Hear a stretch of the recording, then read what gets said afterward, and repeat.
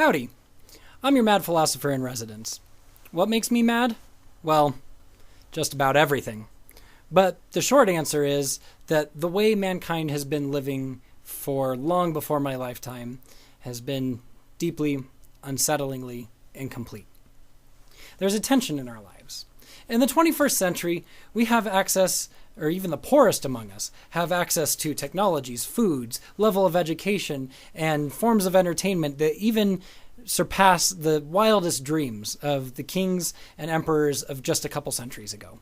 At the same time, we've been divorced from all that gave meaning to our actions. It's the existential nightmare that Nietzsche, Camus, and Kafka were all gesturing towards. It's a world in which one can literally accomplish just about anything, but with the demands and absurdities of one's lessers, one is kind of forced into choosing to accomplish nothing. If you're like me, the motivational talks on people's email signatures and Facebook walls are nothing more than excuses to celebrate mediocrity and to be at peace with an unfulfilling life. I may just be an angsty millennial, but having read philosophy nonstop for about 20 years, I'm pretty certain that I'm not alone today, and I'm certainly not alone in history.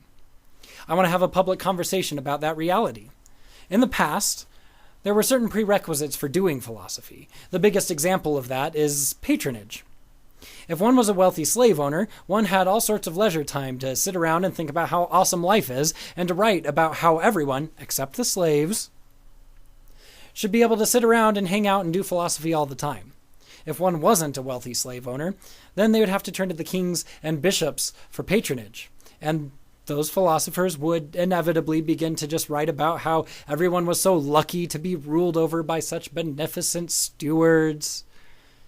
In today's society, those that are able to produce value to others have access to disposable income. While I would love to do philosophy all the time, I'm kind of busy providing value to others in other ways in order to feed my family. But if you find this conversation valuable, I can provide it to you.